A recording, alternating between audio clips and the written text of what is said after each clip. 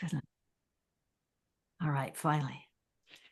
All right. Hello, everybody, and welcome to the Earth Exchange Café for March of 2025. We come to this cafe in the clouds to have conversations with interesting people in the arts, in education, activism, all kinds of fields who have put a lot of time and attention and innovation into thinking about how to live with an Earth under extreme pressure from climate change and other ecological problems, and to look at those problems with joy and beauty and creativity. So here we are in the cafe. If you brought your tea or your coffee or your chocolate, you can sit back and enjoy it. Just imagine that you are in a beautiful space with paintings and photographs on the walls, many of them by people with whom we've had conversations on Earth Exchange Café. There is music playing softly, again, by some of the musicians that you might have heard here. And the conversations are low and interesting and full of depth and insight and curiosity. So settle back and we will be here for about an hour. And today I am thrilled. Oh, Harry is going to be a little late because of US and British and European time changes. She's going to be a little late, but she'll be here. So today I'm very, very happy to introduce Sofia Laine, who's a research professor at the Finnish Youth Research Society in Finland. Her methods of working with youth are truly innovative and creative. They include, for example, gardening, art, time in nature, clowning, and really working with youth to help their voices come forth to deal with the difficult situation that the Earth is in. I met Sofia in person about a year and a half ago when Panu Pikala, her colleague and mine now, introduced me to Finland and the wonderful, very, very earth conscientious people who live there. And last year, Sofia was the recipient of Finland's prestigious Academic of the Year award. So, Sofia, welcome. It's so good to have you here. Thank you so much, Trete, for inviting me here. It's such an honor to be in this cafe with you and Harry later on. Yeah, we're glad to see you. So why don't you just start out and ask you a little bit about your background. So you are, among other things, an educator, a gardener, a dancer. You've been a science journalist. You're a clown. I mean, in the best way. So what were you like as a child? What brought you to who you are today? Thank you for asking that and this great great variety of different roles and actions I make. That was great list of things. I have loved dancing when I was very small child and made performances. I was looking Madonna's gigs and tried to learn the poses she made in the concerts, and also invited my friends and we did some choreographies, just kids together, and this continued a kind of doing something only together with young people, creating something, and from there I think comes my motivation to see what young people can create themselves and giving floor and space for their articulation also in the form of art. So this dancing was also very empowering for myself. I was bullied when I was in the junior high school, and dance kind of gave me empowerment to go through that and grow my self-esteem. And from that background, I wanted to learn dance movement therapy because I had kind of done that with myself already when I was a teenager.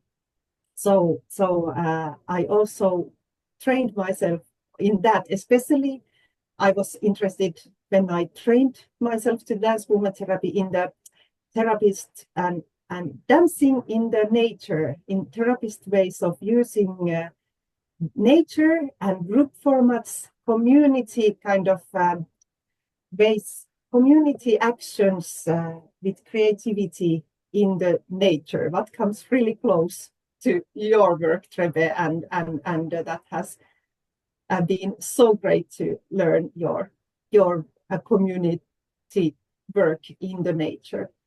So what was dancing in nature like? I mean, how did that work? Yeah, especially during this dance movement therapy training, I get to know Anna Halprin's work. Anna Halprin is from California. Oh, Anna Halprin, yes, of course. Yes. So I found her planetary dance format, and that was really mind-blowing for me.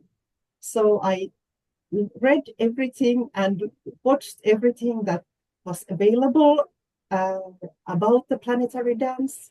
I ever met Anna Halprin, but I organized planetary dances as part of my training to be a dance movement therapist in different cities in Finland. Also, there actually the wounded places have a special meaning because the story of the planetary dance is that there were rapes in the Californian mountains where young females. There were what in the California mountains? Rapists. Oh. Rapists, yes.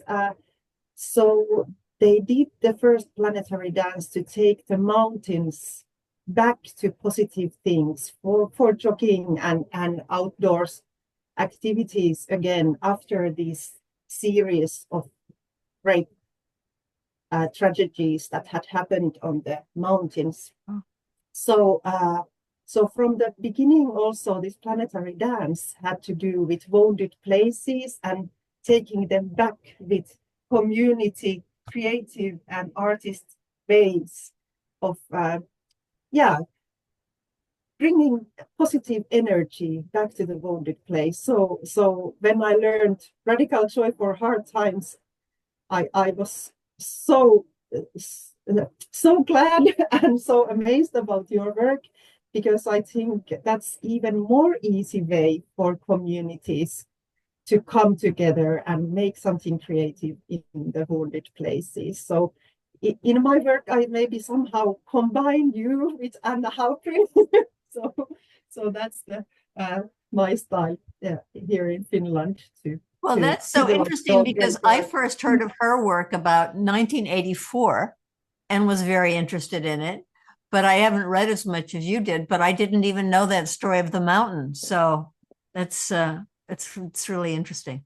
And actually in the book, they tell that after they made the first planetary dance on the mountains, it was just a few days after this raper came by himself to police office and told about what he had been doing. So it was amazing if you believe in this kind of energies, as I think we do. So at least it was a synchrony between these two episodes. Oh, that's wonderful. Yeah, I am a believer in such things. And I think a lot of people who've done the Global Earth Exchange and Radical Joy for Hard Times practices they would say they were believers as well. So I wanted to ask you about this. There were several articles written about you when you received the Academic of the Year award. And you said something that I'm curious about.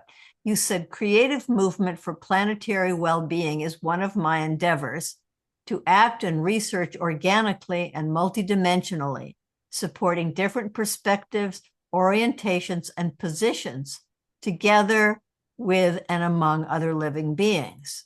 So I believe this means, and I know it to be true, that your focus is not only about helping youth in their own particular environments, but bringing them into closer relationship with the natural world, not only and by paying attention to it, but in using their voices in it. So I'd like to ask you, why is it important to you to involve young people in this, what you call planetary well-being?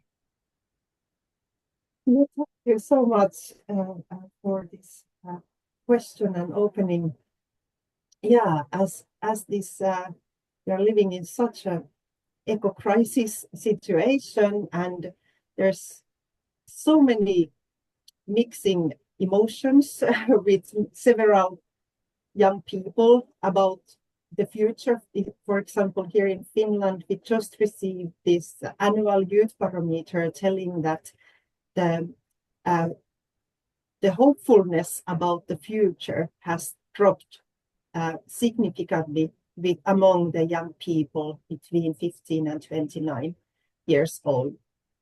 And it's not so clear what are the background reasons for this, but of course, the future looks very dark if you watch the news and the scenarios where the planet is going. So of course, young people know about this kind of, we have very short or dark historical view at the moment. There is many reasons to bring young people outdoors and see also the planet in life, or giving opportunities to young people to support the life on the planet through their action. So I have been very curious to meet those young people who are very aware of this climate catastrophe and listening what they would like to do. Some of them wants to affect on politics and be stronger heard in the decision making, but the other ones want to do something very concrete, growing food, growing flowers, building different new spots for new life to prosper. If there is no soil, to bring soil there and bring life in this kind of urban corners where there is no concrete soil available. So there's many diverse ways of supporting this situation, what the young people wants to do, and give their opportunities and try to work together. And creativity is so important here. So we have also invited diverse ways to do art or express diverse forms of art. And I want to talk to you about the art, and I know you have images to share with us, but I want to go back to this question about young people having not much hope. And I've read some reports on that too, and it's I think it's kind of, it's like 3/4 of young people say they don't have hope for the future. So how do you address that with the young people you work with? How do you face that with them? I encourage all the adults to do it. It's not very light. It can be quite heavy too, but I think young people really much need adults and elders to go along with them and believe with them. So I think they need a lot to see that we have the strength and the hope with us, and we can work in many different ways together. So I think this Joanna Macy's active hope. Joanna Macy's, you saying? Yes. Yeah. I think that's something very crucial here. So doing something for the better future, more sustainable future, and that can take many different forms, but these concrete actions, and I think concrete actions together, it also can soften or make the stuck emotions more lively or mobile, flexible. I don't know how to describe, but many times in dance movement therapy, there's a concept of kinesthetic empathy, and that means that two or more bodies are doing more more or less the same movements beside each other. And that's many times felt very supportive and empathetic. And that can even ease some of the burden and hopelessness when you feel that there is different bodies next to you, for example, planting seeds or or harvesting apples or whatever. It doesn't need to be anything difficult. As many times, if it's just very easy motions and maybe something very concrete that can really ease some more difficult emotions. Kinesthetic empathy. Yeah, Very kinesthetic interesting. empathy. So just by picking apples together or planting in a garden, there's an emotional calming or release, or that's wonderful. So let's talk about your art with the youth you work with, your students. And if you'd like to show some slides, we could do that. So let's save the wonderful ecofeminist camp for later, however, because I really do want to spend some time with that.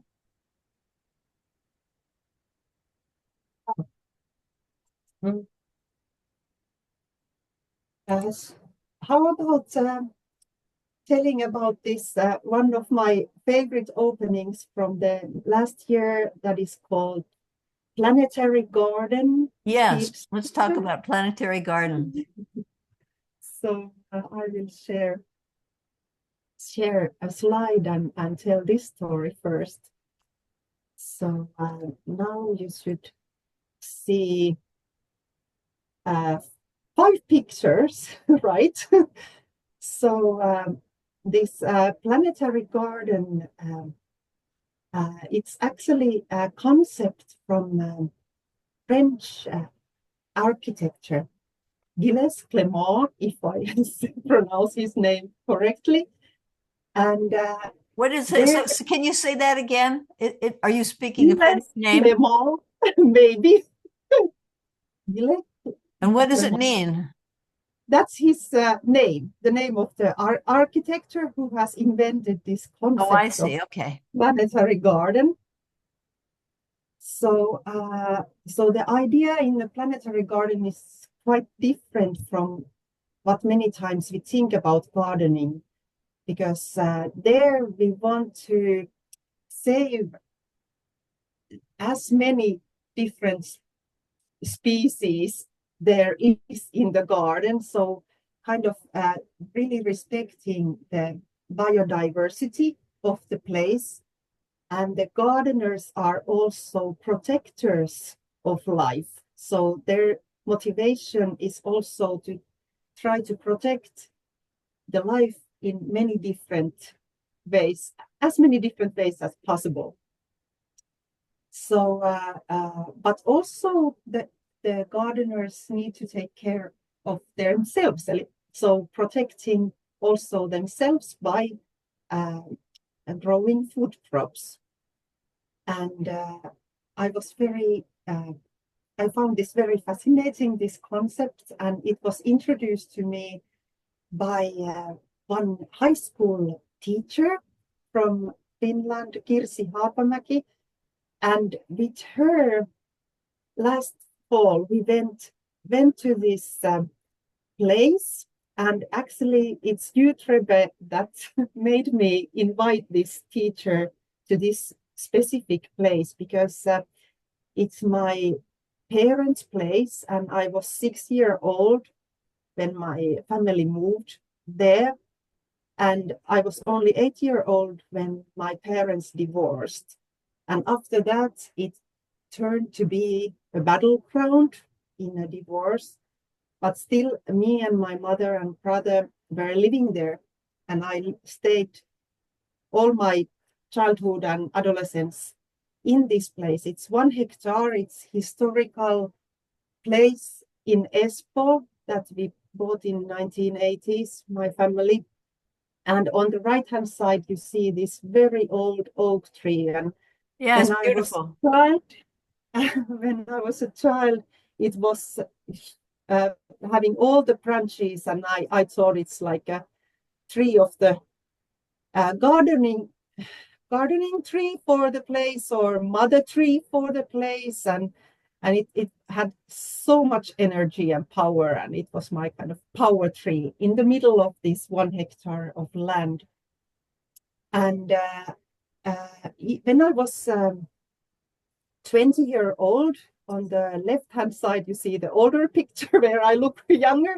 I almost, or actually I moved in back to this place and started to renovate it and made my first garden there and started to cultivate something. And that time it turned to be impossible with my parents to negotiate how I could start to take care of this place. And that's the reason I kind of looked in other dimensions and kind of turned my back into this place. And even though I had many visions already then, but it was impossible that time.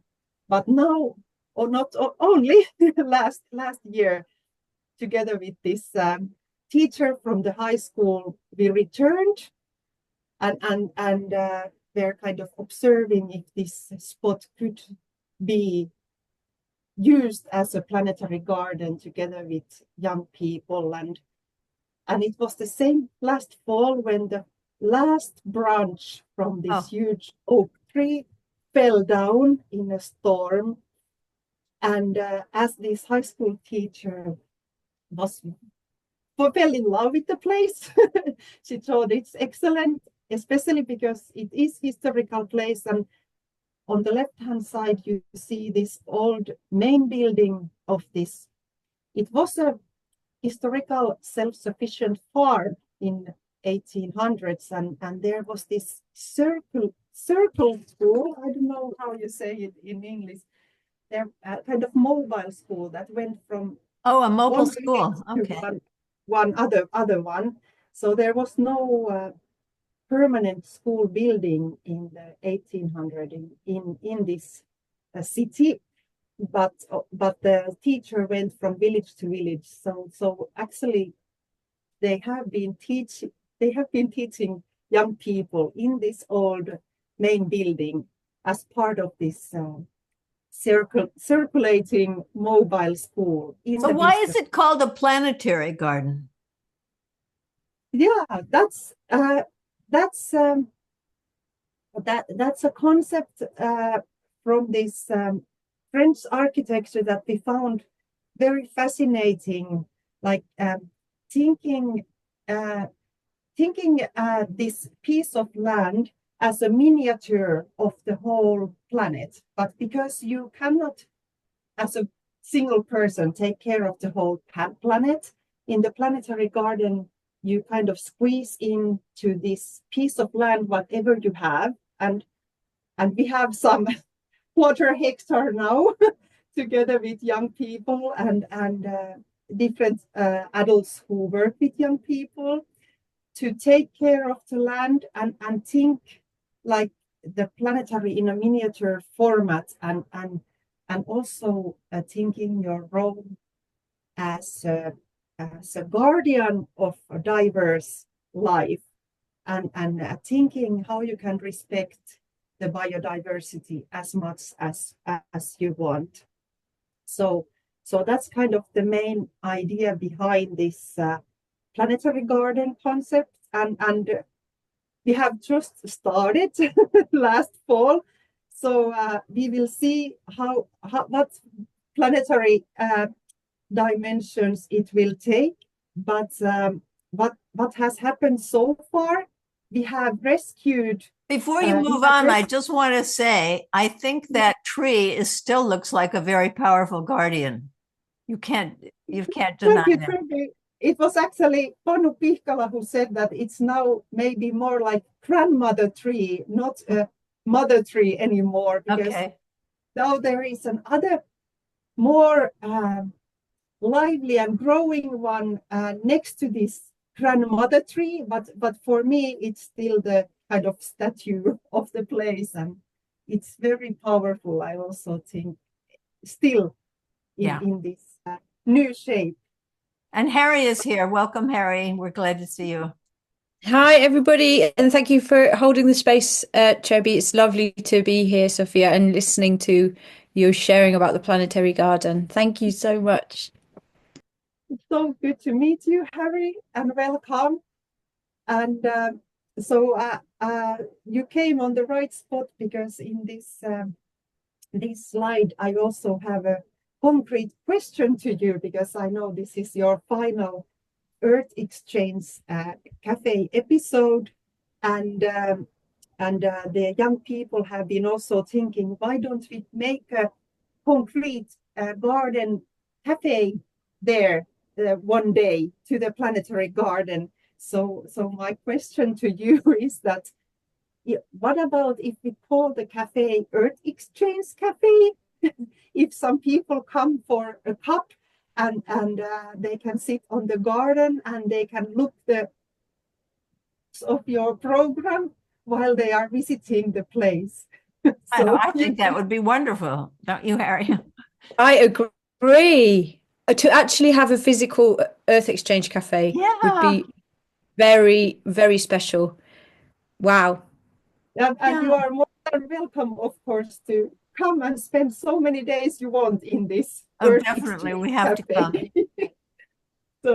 So that would be such a great honor if we can use this concept and tell where it comes from and invite people to see the episodes.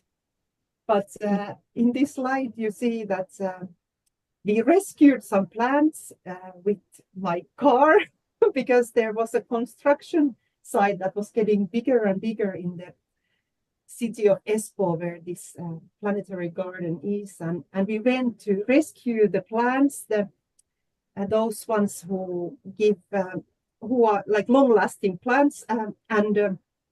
So we took everything what we could fit into the car because it was the last day to save the plants before the bulldozers were coming. So this was kind of start of the planetary garden mission. And we have been planting some garlic and Wow. So can I just interject there and forgive me if you've already said this. So the idea of the planetary garden is it's an enclosed microcosm of the planet. You know, it's mirroring a wider planet. When you said that there's this development that is encroaching upon it, that then makes me wonder about what's it like at that edge where the sort of microcosm meets the real planet, and is there actually a sense of turning inwards, turning outwards, and how does it fit within a wounded landscape that's so close around it? Thank you, Harry. That's a brilliant question because this is one of the fastest growing city just next to Helsinki, and there is a kind of a motorway, bigger and bigger next to this very old, kind of sleepy piece of land where we now are doing this new kind of work together with young people. So you can hear the noise of this motorway very heavily sometimes to the gardens. So in the pictures you can hear the noise, but it's also interesting that you kind of adapt to that sound, and for us it has felt that this is right. That this garden, it's important that it's wooden and kind of threatened from all the construction sites next to it. It tells about the planetary situation. So it's it's a kind of I have been saying that it's a little bit like in Mexico, you know, the Zapatistas and their autonomous, independent pieces of land. So we are kind of these Zapatistas in this tiny land. And then there's these huge forces around us. We can observe them, we can hear them, but we have also these ideas to create beauty from branches and bring that to the motorway and bring that to, for example, Microsoft is building a huge place next to this. So bringing also to this Microsoft data center some of these beautiful artifacts from this organic fabric what you can find from the garden. Well, So I think we could talk about the garden for an entire hour, but I do want to ask you about something that I think everybody will be very interested in, and that is you recently launched an eco-feminist camp for young women, which sounds extraordinary. Who were the young women who attended, and what happened there? thank you, Trevor, for asking that. Yes, the ecofeminism is something that I try to combine to my work in this planetary youth research. I found it very relevant to reorganize the academic life and do it, the reorganizing together with young people. And this ecofeminism, we did it actually in the eastern northern border of Finland, so very close to Russian border. And it happened this February when there was actually quite heavy political situations going on. Yeah, the Ukrainian war and how to deal with it, how if the peace negotiations will start or not, and what will be the solutions for this Ukrainian war, and always always these questions also raises tension in Finland because we have so long border with Russia, but this concept of peace is so crucial also in the lives of young people, in the life of planet, and in the academic world, we should also think about peace and its different formats.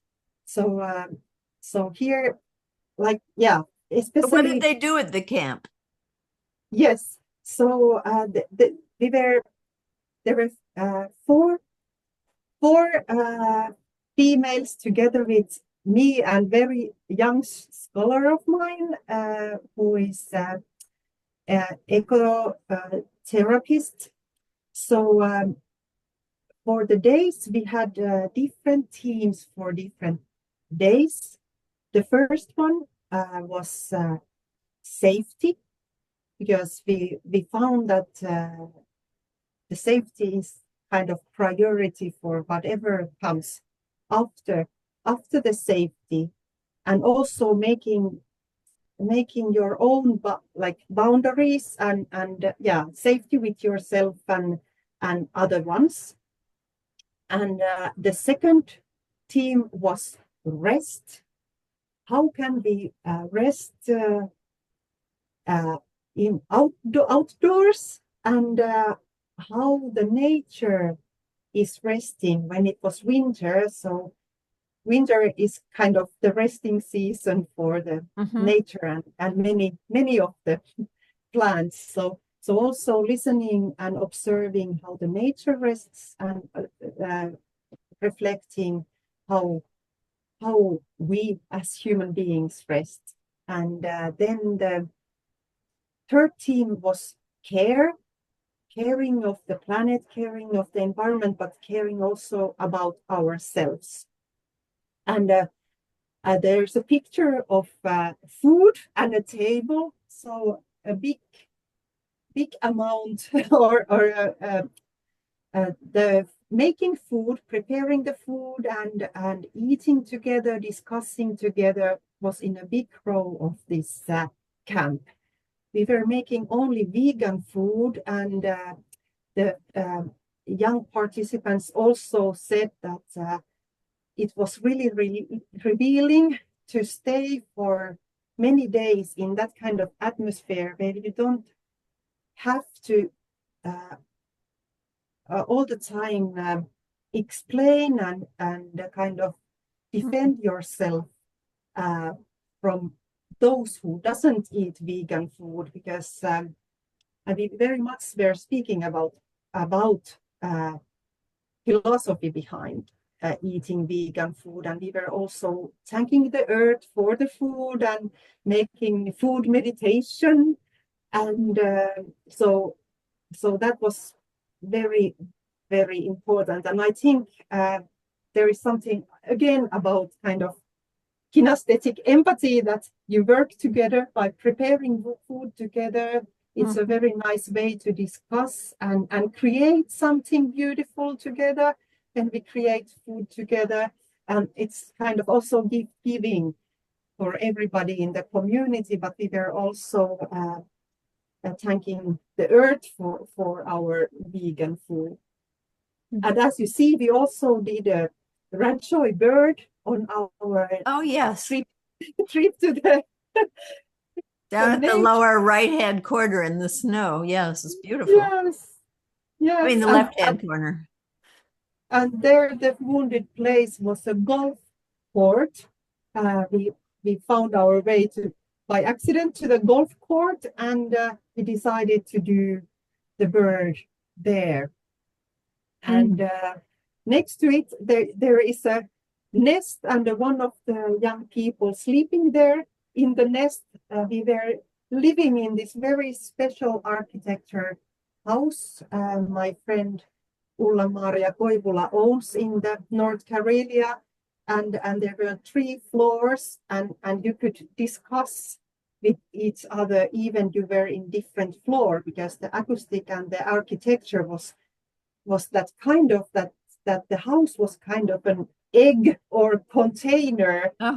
So it was, I think that was kind of part of the methodology as well, that we stayed in such an interesting house, and the nature was just right there outdoors. It was actually a old farm, but then there was also a couple of these new wooden modern houses that my friend is renting out, and she was supporting our experiment. So I wanted to move on to another aspect of who you are and what you do, and to introduce that with a story. So when I was in Finland a year and a half ago, and on the close to the last night, we were in Helsinki, and there were several. There was a program with several speakers. I was one, and you were one. And at one point, you were standing at the lectern giving your talk, and then you kind of dipped below the lectern, and you came up with a red funny clown nose on, and you became a clown, talking about Sofia's experiences with a wounded forest that she felt very sad about. And it was a wonderful moment. It just completely changed the pathway of the whole evening. So would you talk about clowning and how it works for you, especially how it works for you when you're going to these wounded places, either on your own or with youth? Thank you, Trebe, for this introduction to the clowns. Very, very good question how it works for me. Is it possible that there's something I need to catch from there? If you explain for a moment, maybe Harry, if you want to tell what kind of experience you have with the clowns, if you have any, or have you seen them somewhere lately? Okay. Yeah, do bring. Absolutely. Yeah. Well, it's an interesting query. I don't want to prejudice what's going to come next, because I'm really curious to know how that answer to that question, Trebi, how does clowning affect or, support this work? Yeah. And I was actually, telling Sofia about a story when I first created Radical Joy for Hard Times. And I had taken a photograph of a young woman doing a cartwheel in a clear-cut forest. And I thought I thought it said a lot about what Radical Joy for Hard Times could be. And I sent it to a writer who is quite well known. And Derek Jensen, I don't think he'd mind if I said his name for this. And he was quite offended by it. He thought it was kind of sacrilegious in a way, that it was just not right to be being foolish like that in a damaged place. But I saw it in a way as being a way of cheering up the forest, of bringing play into it, and theater and laughter. That it wasn't sacrilegious at all. It was a kind of gift. Yeah, and who's to say that you have to only have certain I don't know whether you'll be highlighted because you're not speaking. So you may have to say something, Sofia. Oh, who are you? Oh, whoever you are. I have missed you so much, Phoebe. You know, I have learned some more English after you left Finland last time. I'm so happy to see you again. And Harry, so pleased to meet you. I have looked that you have been doing so amazing present and future. What a wonderful work you have done. I have, Trebe, so much to tell you. There has happened so much in Finland after you left. First of all, I have now a name. My name. You have a name, okay. It was so hard to find your name. I don't know if it's so hard for human beings, but for me it was so hard.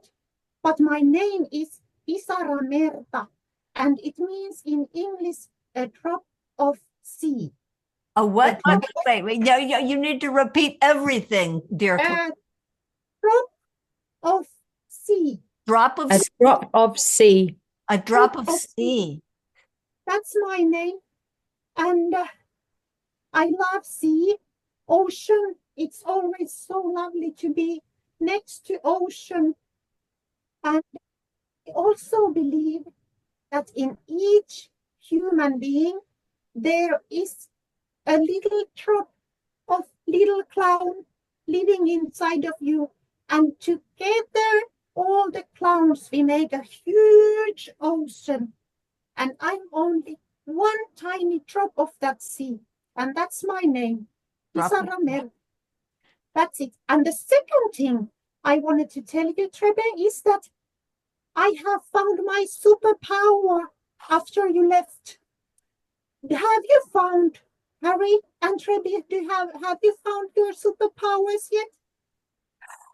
Tell us yours first before we tell us. Yeah, tell us yours. Drop of seed, if you would. My superpower is that I can communicate with plants and pine cones. Maybe not with all plants, but at least I have found so many plant friends and understand what they say to me. And I also understand some pine cones. What is your superpower? My superpower is I read molehills. I find things, magical things in molehills. Sing. Yes. It's my favorite thing to do, and it makes short walks very long. So I can extend time too. Trebe, what's yours? Well, mine is that I'm enchanted. And so I can enchant other people and other beings like trees and molehills and seas. We all need a superpower. You got that from my book. I know that, Fierce Consciousness. There's a chapter called Claim Your Superpower. It's a very important thing to do. I'm glad that, yes. And you know, one day I was quite sad and lonely because I was in that kind of city area where there is no plants, no trees, no pine cones. So I was walking there, but luckily that area was next to a sea. So I went to the seashore, feeling a little bit lonely. But then these are my magic searching glasses. You haven't seen them, Trebe, yet, but these ones are amazing. They change the perspective so much. And you know, I was looking a little bit sad to the sea, and guess what I found? On the sea, there was a miracle.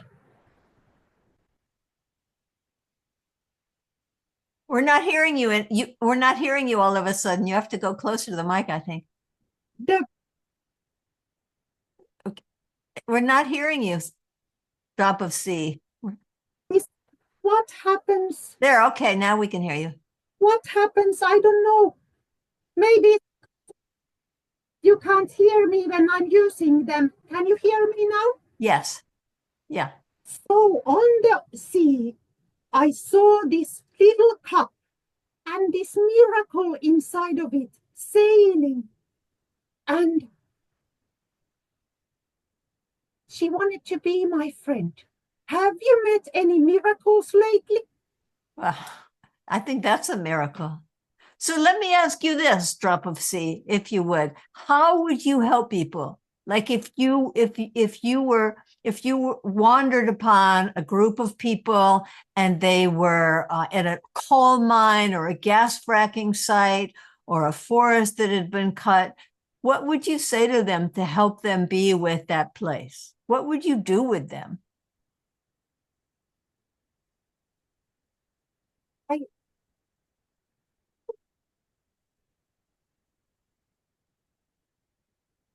Can't hear you again. No?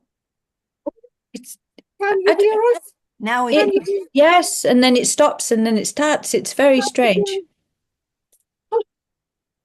It has to be with my clown energy. Every Must now be. and then Possibly. it does something like this.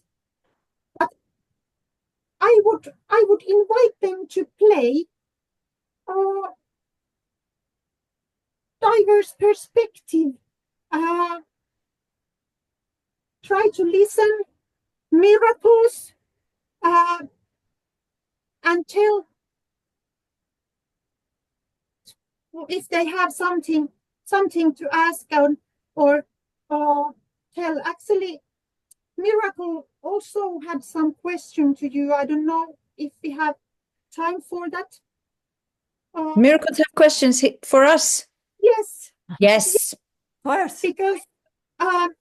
Because she heard about this Earth Exchange Café, and you know, she lives in a cup and has quite tiny piece of soil. So she was asking if you would take her as an Earth Exchange student to United States. Would you think about that? Well, if you would explain to her that it's against the law to take plants into the United States from other countries, but there have been those who have known to maybe bring something in a little hidden. So if she could find her way in, I'm sure that there would be somebody who would love to adopt her. You know what, If Trevi? she can't, I wonder if she can't, and if we need roots on the borders of Finland and Russia, that her rootedness could begin the Earth Exchange Cafe that begins to have another way of being connected to the work. I think that's a brilliant idea. Much better. She was, when she came through, she came all the way from India. It's a miracle. And in India, she studying with Vandana Shiva. She's very great thinker, Vandana Shiva. I don't know if you know her. Oh, yes. She has this concept of earth democracy, where we should take all the plants all the clowns, all the humans, all the pine cones to the same circle, and everybody could decide together how we should work in this planet.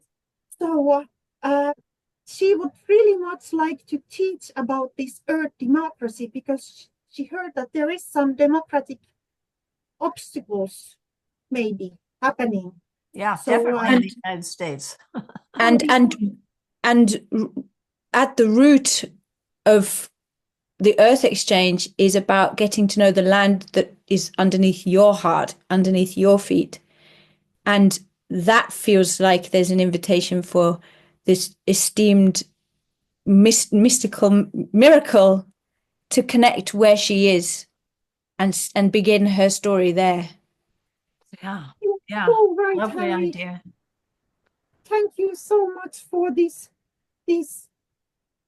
chance. Well, we only have a few more minutes, so I I think I need wonder to go. I think I need to go. So okay, cousins would bye like bye, coming Drop back, of so Sea. Thank you for stopping by. Bye bye, Drop of so good to Sea. see you. Okay, Bye. if you find Sophia, send her back. Off she swims. Off she swims. Yeah, off she swims. Yeah, I think in clowns too, clowns are sometimes clowns have big sad faces. Mm. So they know how to be sad and funny at the same time. And I think that might be the relevant part of bringing that kind of energy into an Earth Exchange. There. Well, we had a wonderful conversation with an interesting person. It was our old professor just came to take some book out, but just wanted to shortly say that there is many different kind of hospital clowns, medical clowns, therapeutic clowns, and also on the refugee camps, because with Trebi, we had a short discussion about the Los Angeles wildfires, and I was trying to think if there would be space for some kind of earth hospice clown.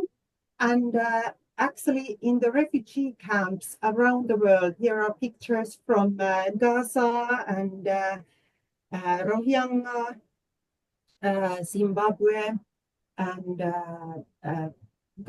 Syria.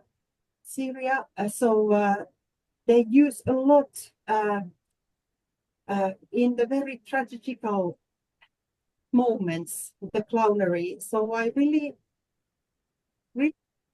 think that my clown cousin might be useful for some moments. Of course, you have to be careful what is the right moment, the right way of bringing the clown in. But many times they can ease a lot the difficult emotions that can be there in hospital, in the different strategies of life, and also in relation to wounded nature or disasters, climate disasters. Yeah, definitely. Yeah, and it feels so, I just feel so thankful that in our last sort of 5-10 minutes of our last Earth Exchange Cafe, that you've brought the joy. That often we get like, well, what is the beauty? How can you find beauty in wounded places? And, Trebi's reflection of like, is that even morally acceptable? Shouldn't we all be wringing our hands and being upset? But for you to bring it and to remind us of laughter and joy and compassion and tragedy, but with the clowning kind of compassion. I'm just so grateful that you've brought that. I think we all need it. It's a very serious business being heartbroken. And we actually also need to laugh and smile, because it really matters.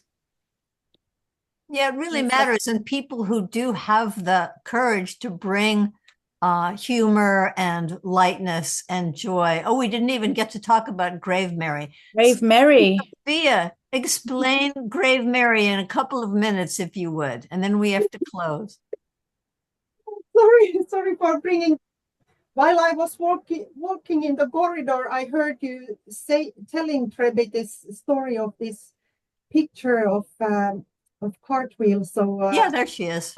yeah, there is the picture of this female making the cartwheel. So yeah, I think that great picture of yours and my clown cousin Drop of Sea when she was explaining this clear-cutting politics of city of Helsinki.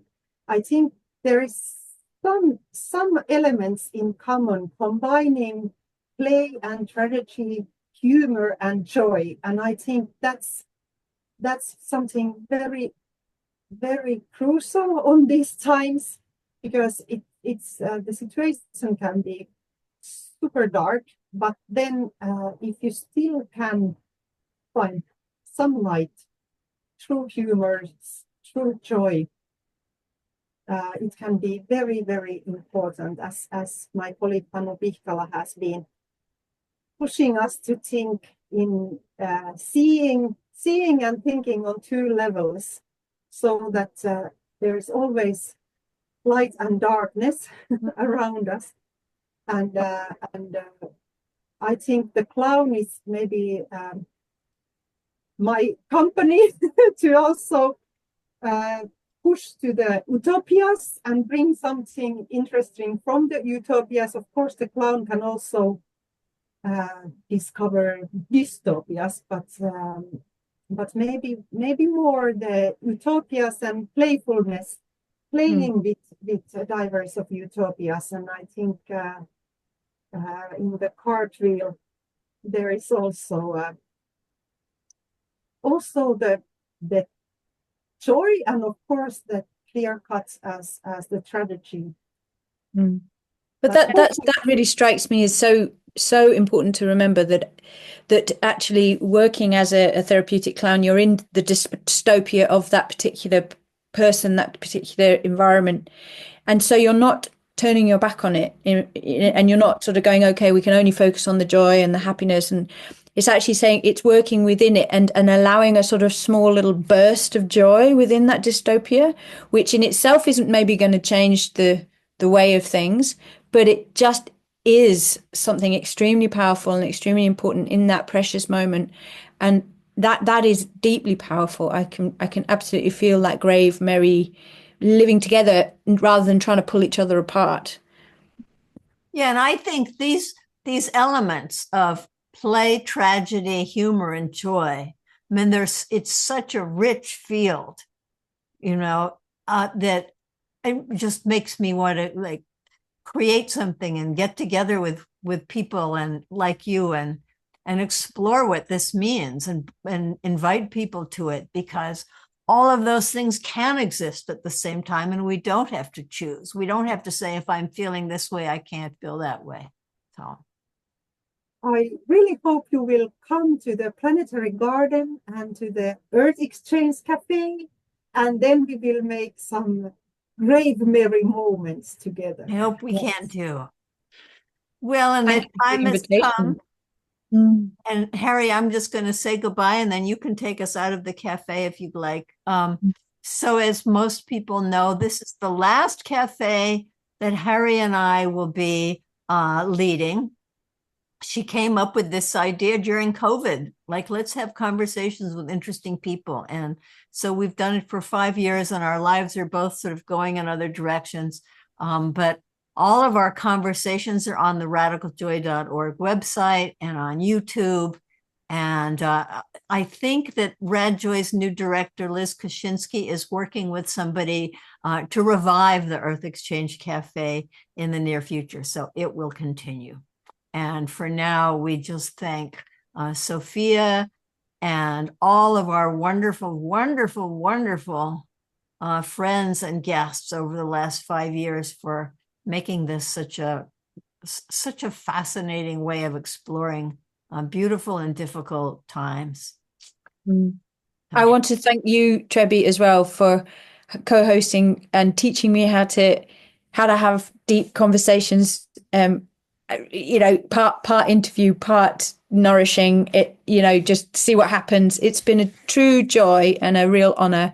But it has come in appropriately with the clowning as the final reminder of just bring that joy, bring that beauty, or find it, because you never know what's there. It's been an absolute joy to be doing this with you, Trebi, for the last 5 years.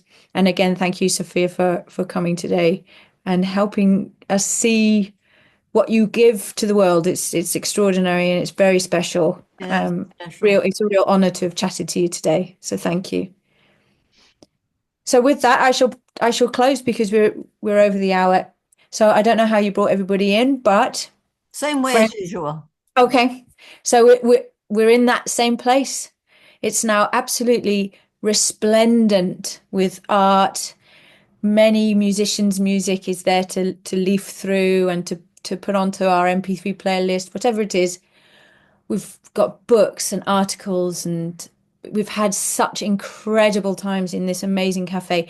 It will stay in us. It will stay in us. This is the joy. This is part of, for me, a real joy that we've co-created such a wonderful meeting place. So for one final time, we push back our chairs and we leave our empty mugs on the table. We turn off the music, we turn off the lights, and we file out of the door. The last person shuts the door behind them, and we know that that special place will be there for all of time. And if and when Liz chooses to reestablish it, it's there waiting for them. So thank you, everybody. Thank you so much. Bye-bye.